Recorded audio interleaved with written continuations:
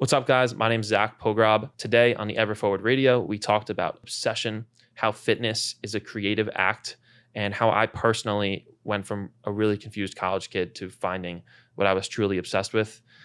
It was a great episode. Hope you love it.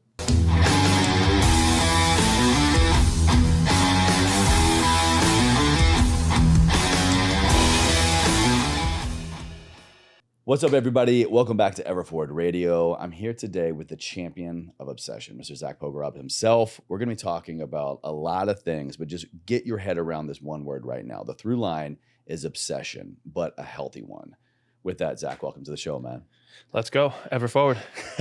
That's my line. That's my line. It relates to obsession, though. It's pretty similar. It does. And once I started diving into your work a lot more and kind of hearing not only what you say, what you create, but how you say it and how you create it, the through line of Ever Forward was there, which is why we're here today, man. So for that, I say thank you and welcome. Thank you. I got so many questions. I have so many great kind of expansions from your work. I just want to quickly acknowledge, man, what you do and how you do it is so creative and is important, because in this day and age, for anyone to come out and kind of say the things that you're saying without the right approach would not land appropriately, would not hit the ears and the hearts of as many people as it does. So kudos to you for the obsession and making sure that delivery method is there. Thanks, man. Appreciate that. Of course, you're very welcome. Your background, I think, really, for me, makes a lot of sense. I understand you went to school for integrative neuroscience. And so I'm curious, from the definition I found actually of your school is talking about neuroscience being the study of the nervous system, provides incredible opportunities to work across many disciplines as it focuses on the brain and its functioning. From the biology to the psychology of behavior, there is much to study. Was this where it all began for you? Was this the moment when it kind of clicked of like, oh, this is not just something I'm making up. This is innate in humans? In some ways, I think it was less about the subject material, like what you're describing, the actual neurobiology. And it was more just, that was one of the first times I actually felt obsessed.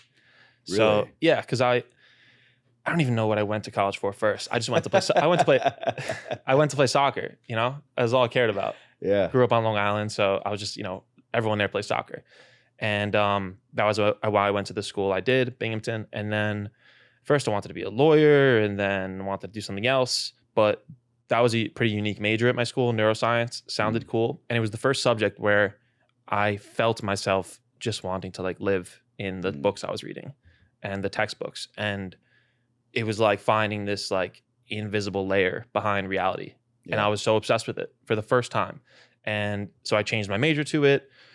And so, yeah, I'm really interested in it, but I changed my life not because of the actual subject material, but just because it was one of the first times I really felt myself, wanting to learn something relentlessly and living in a library past midnight. And so that feeling is pretty important. Did you feel lost? I heard you say that you didn't maybe really fully know what you wanted to do when you grew up. You didn't know what you were going to study. Was it a sense of, I feel lost and I don't know what to do with my life, what I want for my life? Or was it clarity in that you just had not yet found it? There was definitely a sense of confusion.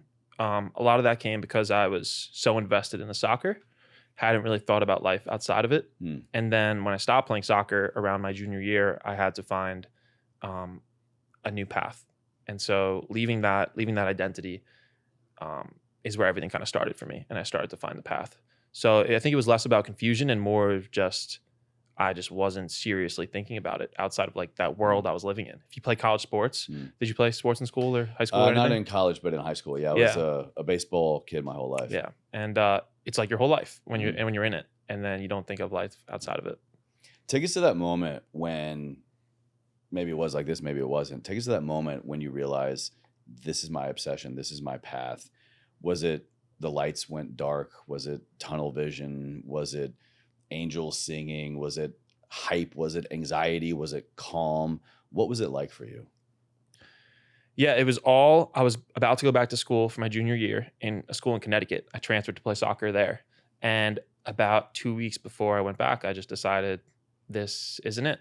I had spent like Damn. 3 years like sitting on a bench of college soccer. I was either always hurt or just not playing well. And then that shaped everything about who I am. Sitting on a bench, watching other people win, you're pretending to be happy when you're going in and celebrating with the team when you did nothing. Wow. And some people can do that on my team, and I would look at them and they'd be so happy that the team won. They would be so fucking happy, celebrating, cheering, dogpiling. And I would be doing those actions, but I was freaking miserable. And because you weren't a part of it? Yeah, I wasn't a part of it. And eventually that just boiled up. And I'm like, what am I doing? This is fake.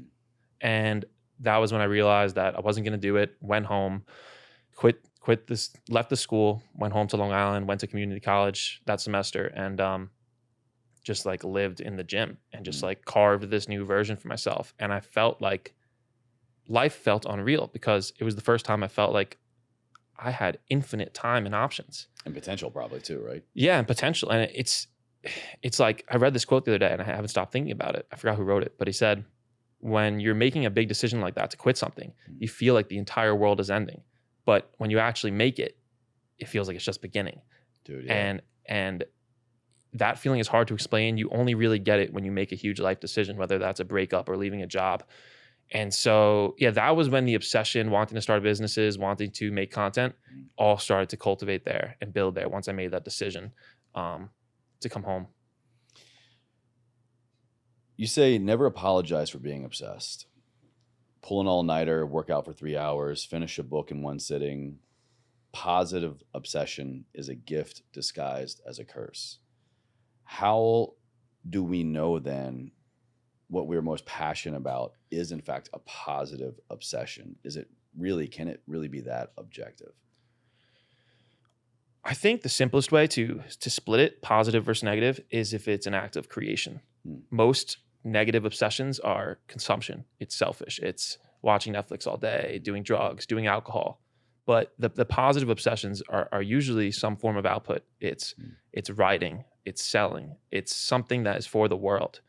I would say that's like more release, not consumption. Yeah, exactly. Yeah. I think that's like the easiest divide, though it definitely can get more complicated when you are obsessed with something that most people would think is positive. Let's say you have a business, right? But now you're destroying your family life because of the business. And that's where it gets tricky. And that's why the word obsession is so controversial. It divides people because it is kind of a gray word.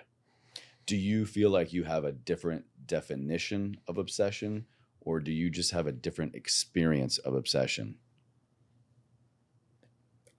I think both. Like, I think I view it truly down the middle. It is a positive thing when used right, but it always has a cost if you are truly obsessed. And that cost, some people have major costs where it ruins their family or it ruins their health.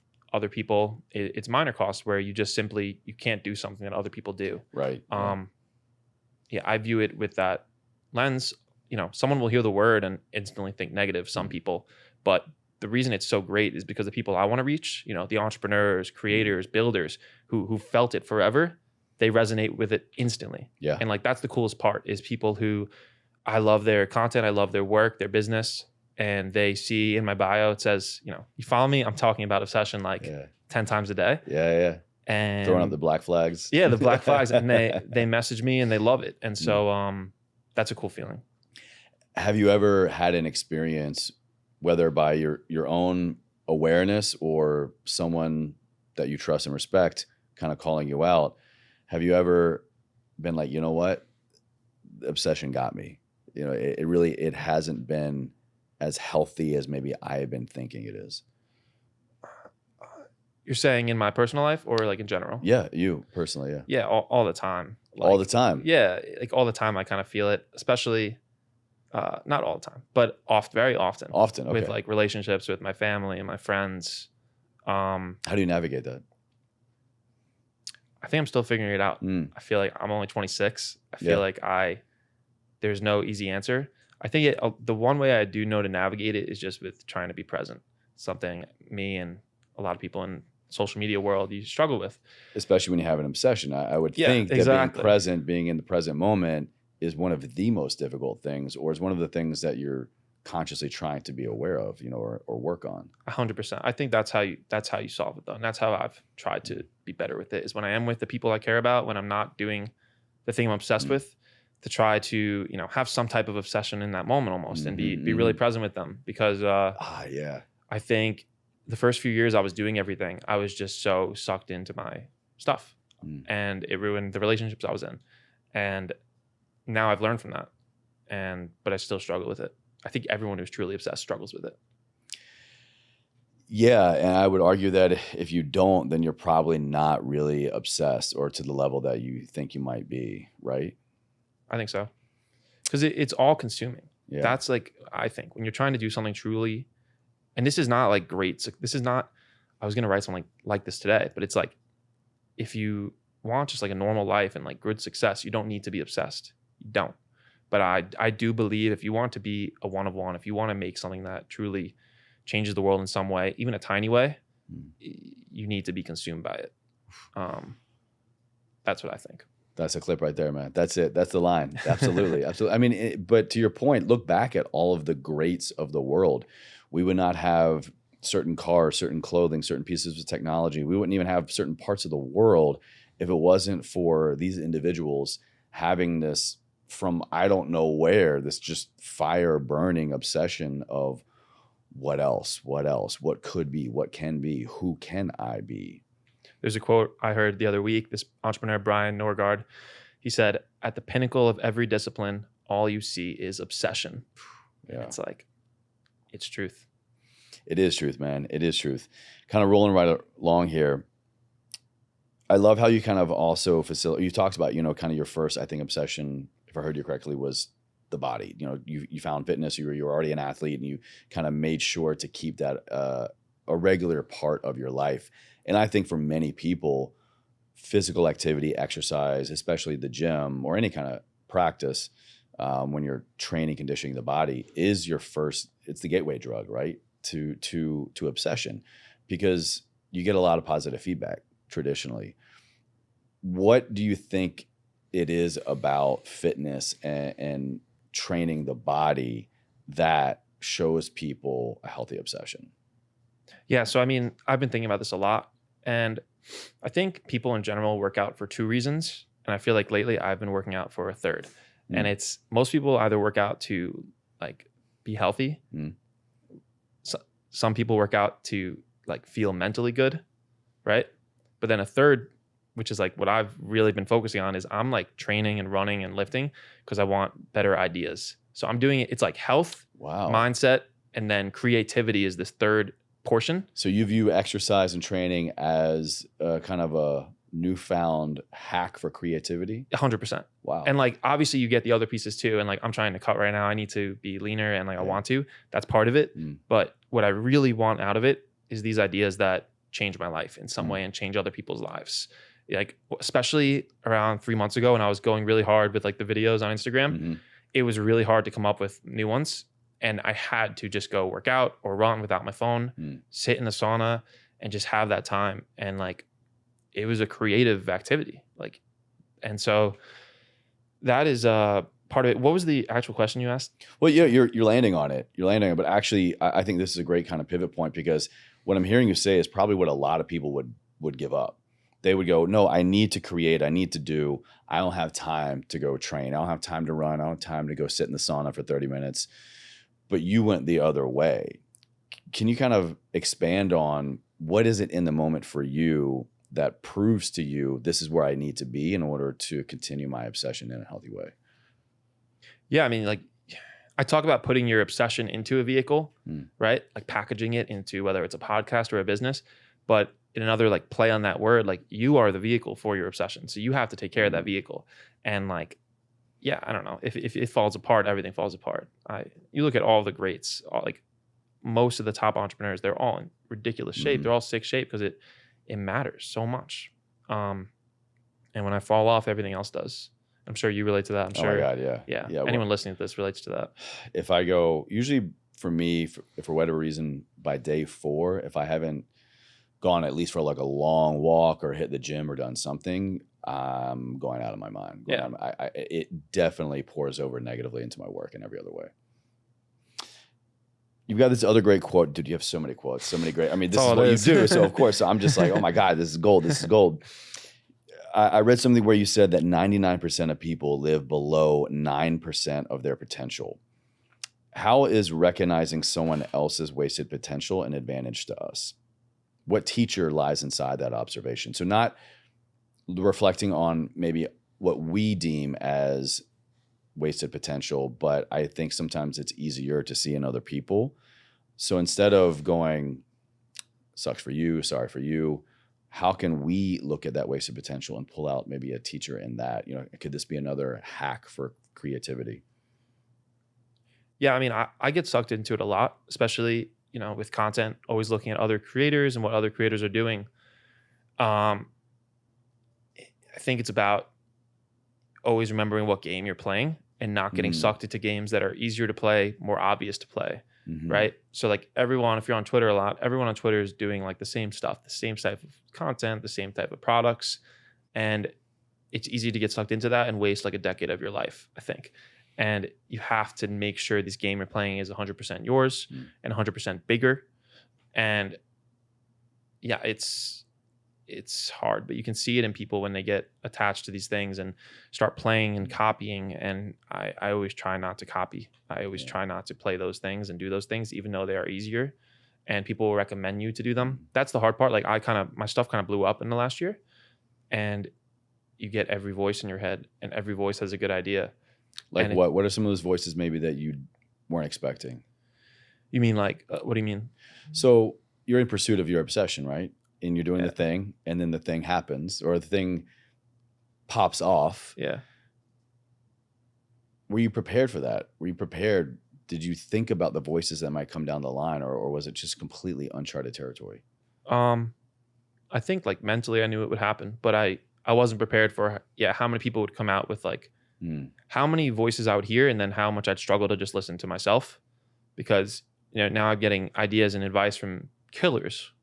But the problem is if you take 50 great pieces of advice and try to implement all of it, you're going to fail at all of them, because you're not listening to yourself, and you're not, it's like, And so that's the part I wasn't prepared for, and I'm still struggling with, because, there's can be polar opposite ideas and they can both be right. But if you do both, you're going to fail. So then how do you navigate, especially coming from other obsessed people, the right information? Is it for you as cut and dry as, let me just go back and make sure I'm following my voice? But if you're hearing the words and insights of other people that are equally obsessed, you probably maybe kind of feel some affinity towards that, right? So how do you kind of navigate those waters? Yeah, it's hard, because especially like a few months ago, I would get really excited to talk to certain people, and it's hard to like filter that advice when you still have that like excitement. Oh my God. Yeah. But but there's two things. I think one is just a gut feeling that I'm getting better at recognizing, because that gut feeling is everything. There can be something that makes so much sense on paper, but you just know in your gut you're going to feel wrong doing it or promoting it, even though, like I said, it makes sense on paper. And then I think it's also, there's a quote, it's forgot who said it, but it says, it might have been Naval Ravikant. He says, or it might have been Rick Rubin, I don't know, but one of those guys. Any of those would be great. One of those guys who everyone reads too much of, but it's like, only don't do something someone else can do. And like, there's things that only I can do in the world. Like only I can really talk about obsession and build things around it. That's not true, obviously, but it's like true to me, and it will be really true one day, in like a decade of talking about this stuff. I really only talked about it for like a year. And so, yeah, those two things is like the gut feeling, and then doing only what I can do, not like copying this because it works and this because it works. Yeah. You've got another interesting approach to obsession that I've heard before, but quite literally have not heard before. And shout out mutual homie Danny Miranda. I was listening to one of you guys' conversations, and you are so in love with obsession. You have this unique reminder system where you go in and you leave voice memos for yourself. And I heard you talk. You literally played one on that episode, and I heard you talk as if you are Zach in the future. Yeah. and you weren't in the moment trying to motivate yourself to get you out of this kind of emotional rut you were in right then. But you were like, you know what, I'm going to go to the future. I'm going to go to what that Zach is already doing, the mindset he's already in, and then just remind myself. Where did that concept come from? And when you are confused, when maybe you are in any kind of gray area, how do you tap into and have such clarity of the future already to then come back and kind of give yourself advice? Is that what I was doing? I was talking to myself like from the future. That's what I heard. You're right. That's what I I heard. was saying like you. Yeah, a lot. you were saying you. You It's weren't funny. saying me, I. Yeah. I need to listen to those more because they're really important. I have a lot of those voice memos. Dude, I was sipping on my morning coffee the other day. I was like, this is amazing. This is great. A lot of it, like you asked, why did I think to do this? Yeah. Or even why, but also even what role does that have with obsession? Yeah, I mean, it was some part, all the great obsessed like had some type of visualization, manifestation routine or activity. Like Arnold, I just did, he just had a new documentary that came out, really good on Netflix, and he slept with an entire poster wall of Frank Zane, Reg Park, and all these icons, all these bodybuilders he wanted to be like. And he would go to sleep dreaming of being Mr. Olympia. That was his routine. My routine, I worked and had a business where I don't know if we got into that podcast, but I did like wedding rentals. You were like venues and stuff like that. Yeah. And so I would drive. You were also an EMT at the time, is that correct? Yeah. I was doing a bunch of stuff. But I would be driving like long hours often, like an hour to these venues. And I had nothing to do and I was just in my head. And so that's why I would like just rip these voice memos. But there was a time like when I had I was literally just starting, but I would do the same thing from the future. And I would say like, you're going to have this warehouse, you're going to have this and this. And I did almost all of it. And it's like, however you can implement that visualization, especially, I think I wasn't consciously like planning it though. It was just like this built up energy. But you're right. I hadn't even thought about that. Is like I was talking from the future. Yeah. I was like living in that future moment. Because I remember I would drive.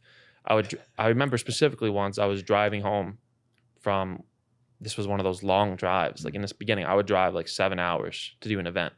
And just one event, make a few $100.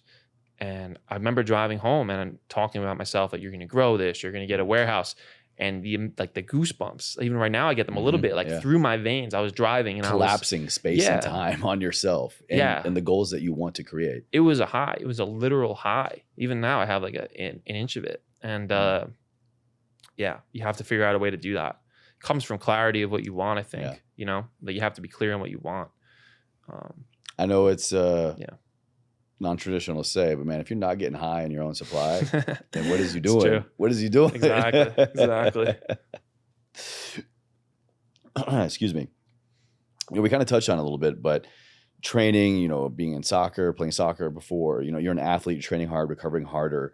I'm curious, what did sports and soccer in particular, or just kind of that training athlete mentality teach you about obsession? What irrefutable traits from playing and being in the gym do you keep with you that you feel provides the most amount of continuous support to your North Star? Yeah, there are two things that stand out. One is just like the discipline to show up every day to practice, right? Like you do that for years, show up every day, do the same thing, go through exercises. It becomes normal to take that energy and do something else every day. I've been posting content every day for basically 4 years. Every day for 4 years. It's not long. No, it's not super long, but it's not questioning. I'm just saying that's like an important point. That's a necessary point to make. And it was never even it wasn't something I really had to force. It was just automatic. Don't think about it. I think part of that is soccer. Then there's also the one thing I do a lot in training is always just like die on the field. So if we were doing like sprints, if I was chasing after someone, on a breakaway, I would just die on the field and just give everything. I was always the guy, if we were doing sprints at practice, I was dead right away. You the guy puking after every practice all the time? Yeah. Puking, lightheaded, concussions, just everything. And the coach is like, damn, you kid, you're a liability. Yeah, exactly. And so, those two things, just like showing up every day and, killing yourself on the field. Sounds like tenacity and work ethic. And, I might not have had that if I've not for the sports. So, Where do you think nowadays, when you look at maybe people in pursuit of obsession, creators, just, in general, where are people wasting their time? Maybe I should caveat by saying, as it pertains to supporting their obsession or not. People are, it comes back to like playing bigger games. I Mm. think people get sucked into small games and they make that their identity. The one I've been like really like focused on is, are you on Twitter a lot? Not a lot, but I am. I'm trying to increase the There's Twitter a thing game. on Twitter called like the solopreneur movement. Have you seen Yeah, this? yeah. This is an example. Yeah. Like this is, I talked about this the last time I was in here, but it's really important. All these young guys are putting like solopreneur, which basically what that means is, you know, you're a solo business. You're like one person. And I see all these like 18, 17, 20-year-olds adding this to their bio, identifying with this. And there's been some like clever creators, I'm not going to name them, but like who have they made this their brand and that's their thing, that's cool. But I think it's like an impediment. It's like, this is your time to like obsess truly. You're like 17, 18, 19, 20, in your 20s in general, or even 30s. It's like, this is your time to obsess and build what you want to build, find your life's work. And I think people are optimizing for this freedom and realizing that that's not what that's not what you really want. You know what I mean? Yeah. You get the freedom and then you realize that you're happier in a day-to-day mode of obsession, building something epic, especially with a small team. That's something I missed a lot when I was younger, really just a few years ago. I had, you know, that event rental business and it was really just me. I had some employees, but it was really just me managing it. I was alone every day. Versus now I have a really cool studio with 2 other creators and I work with a bunch of people who help make my content and it's amazing. It's so fun to make stuff with people and you get to make more stuff. Yeah. I would not, Yeah. I don't animate any of my videos, right? I don't animate one. I animated the first one, which was not great. But think you got about your start. What? You got your start there. Yeah. Yeah. You got the template. You got Just the the first idea, one the I vision. did. Yeah. But think about it. Like if I reached almost probably 100 millions more people now, maybe not hundreds, tens of millions of more people now. Up there. Yeah. And it's because I did it with other people. So I think the solopreneur thing, if you find yourself in that trap, just get out of it. That's one. I can attest to that. I know exactly what you're saying, but I got to ask a question. In pursuit of obsession, it seems like we should be going alone. It seems like no one is going to understand it the way that I do. How would you say we should, or how do you communicate that obsession to others, the right people, so that the obsession can thrive, maybe even a little bit quicker, but definitely more efficiently? I think one piece of it is like the insights, the ideas, the vision comes from one person. And then the organization, the company is all that obsession like filters through it, kind of like water filtering through like, I don't know, something like sand or something. Yeah. That founder's obsession is like the blood of the entire company. And I think it's I read something the other day. If you have if you want people to give up their vision, if you want people to give up their vision, your vision has to be so much greater. So I think it starts with, having a massive, massive vision and goal. And then, finding people who have that magic, who show you that obsession. They're staying up late or they're doing extra. You'll see it when you notice it, I think. Like there's 2 sides to that solopreneur thing, which is I don't think if you want to build something great, you should try to do it alone. But I do think you need less people than ever. I think, Agreed. and that's only going to get greater. I think you can change the world with like 5 people in a small room, or even remote. It's like, so yeah, that's what I'd say. When you see it in someone, you know it instantly. When I wrote about this recently, it's I can tell when someone has obsession right away, almost within 10 seconds, because there's just this energy and something behind their eyes that you can see, that they're paying attention to details that no one looks at, that they're talking about things that most people just look over. Most people go through the motions, but they're studying every step. Yeah. And it's recognizing that is not super easy, but you meet enough people, I think, you probably can recognize it in people, and I shout out obvious. My brother a lot for stuff like this. I mean, he's been like this his entire life, but it's funny, like anytime there's a new Everport apparel launch or something, he's the most excited to show me the etching on the zipper, or the teeth. He's like, Chase, we upgraded the teeth. It's now a fully YKK. I'm like, I don't even know what that is, but a lot of people would just see an end product of something that someone creates, but this guy is showing me the most intricate detail component Yep. that, that's obsession. He's definitely obsessed, Max. Even just in his videos, he's Yeah, done yeah. like several a week for like a decade. I don't know, longer. And that's a trait that he's had his entire life. Yeah. The kid's been like that. Anytime anything that just latches, if something gets in his eyesight and he likes it, Yeah. game over. He's going to crush it. He's going to be the best at it. Yeah. 100%. What an asshole.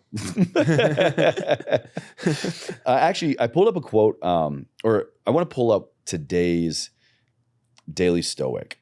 Are you familiar with the Daily Stoic? Yeah, book, you posted them, Holiday? right? You've been posting them. I post the Daily Stoic. It is my first thing I share on social media every day, and it's been like this for about 8 years now. The book from the book Daily Stoic? Yeah, which kind of sounds sad. I've been reading the same book every day for 8 years. That's the way to do it. That is the way to do it. 100%. Thank you. Because every year, it's like a different passage every year. So now I'm revisiting the same passage a year later. I have a totally different perspective. But today's I thought would be pretty unique and applicable. I would love to get your perspective on it. This comes from the June 13th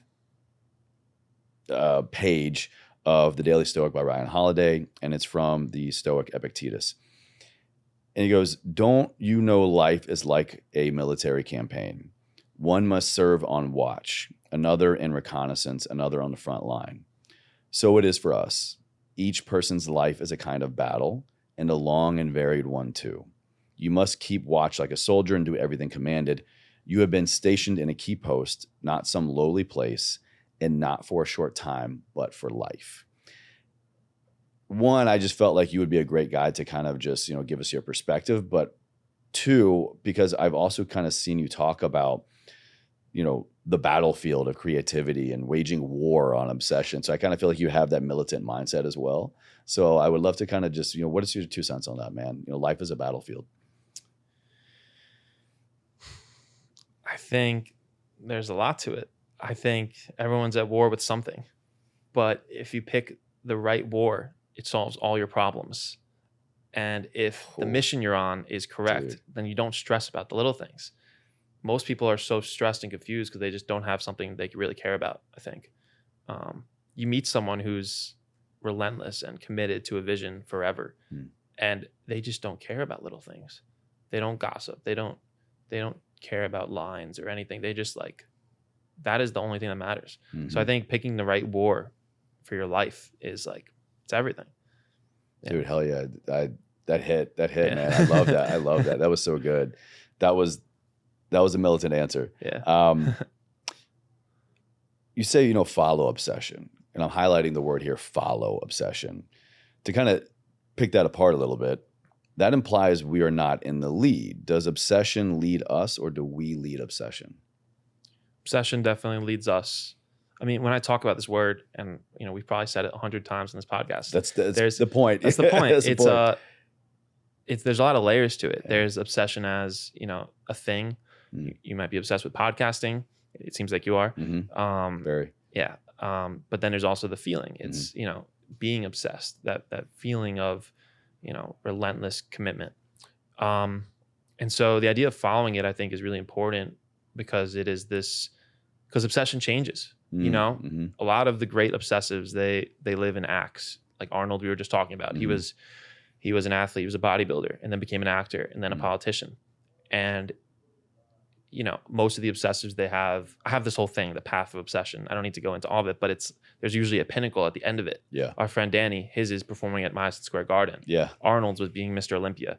And once they achieve it, they want to go do something else. So that's why following obsession is important. It's like this, you can call it the white rabbit, you can call it whatever, but it's like a maze that you're entering, and it's just leading you through different things. And all that matters is paying attention to that feeling. It's that feeling that I felt like when I was in college studying the neuroscience books for the first time. Back then I didn't understand the feeling, but now I'm getting better at recognizing when I feel it, when I see it in other people, when I share an idea and seeing if they light up about it. Most people do not understand what they really love doing, I don't think. And they do not understand and recognize when they're obsessed because there's no words for it. It's just a feeling. Mm-hmm. But that's why I say follow it, because it is something you have to trust. I mean, look, you can call this the universe, spirituality, God, whatever. It's all the same thing in my opinion. It's all the same thing. And this is leading you through where you want to go. that's why I think the word follow is perfect. You talked about others' obsessions as well. I'll say when we don't have an obsession in our life sometimes, yet we can recognize and damn near embody to the same level an obsession that someone else has, there's a lot of power in supporting that and following someone else's obsession. What would you say to somebody who is struggling with their own obsession, but really latches on to the mission, to the obsession of someone else? How can we best support that and turn someone else's obsession into our own in a healthy way? Obsession is definitely contagious. So I think however you can fill your brain with something that gives you that feeling, whether that's someone on a podcast or reading a book, there's infinite biographies about great obsessed people and entrepreneurs and creators. But I always say, people always ask me how to find obsession. And this is something I've only gotten clarity on, like I'd say in the last year, comes through creation. It's like what we talked about in the beginning. How do you divide a good obsession and a bad obsession? A good obsession is creation. And so the way you find your obsession is you create a lot, and you realize you come back to that word follow, and you try to find the feeling of obsession in everything you're creating. And if you make enough stuff, you'll feel it. I wrote every day for like years, for 3-4 years, until I found this one word. I know it's kind of meta, but I found this word that really resonated with me and resonated with everyone else. I decided this is what I'm going to talk about forever. And I only found that through making a ton of stuff, Yeah. So I think most people, when you don't have your obsession, you just haven't created enough stuff. What are you most obsessed about right now? Is there anything new on the horizon for you that really has your eye? Maybe it's not an obsession right now, but you could see it turning into one. Yeah, it's products. It is like your brother's a really good example. He made this perfect product for him and what he loved and what he was obsessed with. Sour strips? Yeah. Sour strips, I'd say. Yeah. And it's... For anyone listening, I just want to say, Max, that has been an idea in his head, I shit you not, since we were probably 8 years old. Really? To make a sour candy? I don't think he knew he wanted to make it then, but his obsession with sour candy. Exactly. And finding the best sour candy since he was 7 or 8. Yeah. So exactly. Like that's because I've kind of done the content thing now. I've like gone to enough reach where now, like you look at the best businesses and creators in general, it's a flywheel. It's you make content and you monetize that content and you take that money and you make better content, and it's a flywheel that keeps going. And now I'm at the stage where it's time to package obsession into different products and vehicles. Yeah. And I'm doing that through like sponsorships and et cetera now, small things, but haven't started like my real first brand yet. Yeah. So that's what I'm obsessed with right now. It's just these magic companies. Like I'm obsessed with there's a lot of business movies coming out recently, like the Air Jordan movie. Dude, that was so good. So good. So good. And the Tetris movie. I haven't seen that one yet. Another one is Flamin' Hot. It's a documentary about the Hot Cheetos guy. Oh, wow. Flamin', what is it called? Hot Cheetos? Yeah, I think it's an Ava Longoria movie I saw. It is. I remember seeing a poster. It was like Ava Longoria. Yeah, it's on Hulu. It was good. And these like magic products where people just find something that resonates with the entire world. And so that's what right now, that's what I'm obsessed with. Because I will do that and I'll figure that out, is how do you take this feeling and put it into these perfect products, these perfect packages. So that's the answer. Well, there's no doubt whatever you're going to do next, whatever is already in the works, whatever that obsession tangible thing is, it's going to be amazing, because how could it not be? I don't think anyone, majority speaking, could create something after a lineage, days, weeks, months, years of compounding. Like right now, it's the intersection of opportunity and preparedness. 100%. Really, man. So best endeavors to you. I can't wait to see what you've got cooking up next. Thanks, brother. Whether it's a post or a thing I can hold or wear or take, whatever, man, we'll see. But to wrap it all up, I think this is a perfect kind of new definition or experience to describe what it means to live a life ever forward. We have to be obsessed about it. We have to be on the continuous pursuit of making ourselves better and choosing to move forward every day. But what would you say is living a life ever forward? How do you define those two words? I would say, relating it to what I talk about, obsession. If obsession is the path, ever forward is like the speed. Oh, That's the all right. Yeah. I don't know. That's Yeah, like yeah. it's the first thing I thought of. It's you That's just good. always forward. Obsession only operates. It's the speed and the direction. Mm. Obsession is only forward. And yeah, it's a maze. I talk about obsession like a maze, but you're not going back. Mm. No going back. And so that's what I think of when I think of ever forward. Such a great 2 words. Yeah. Oh, dude, thank you. I love that interpretation. That was so good. Yeah. That was good. Well, I love when I respect what you're doing and your you. brother's doing Mm. because you guys both talk about the word. Yeah. Yeah, it two words. comes from our father. It's his phrase. Yeah, so it's remember something that was ingrained in us for our entire lives. So it's really, I love how we both now have kind of been able to, kind of carry the torch a little bit in that way. Yeah. And honor him. But yeah, man, we've got our own obsessions, and it's beautiful to see what we're doing with life. Yeah, and I just love how you. I love people who talk about the same small thing forever, and like it seems like you're going to say those 2 words forever, and I just love that. And so yeah. Well, if I don't say it, I've got it. You can't see I got a tattoo to my arm. So Exactly.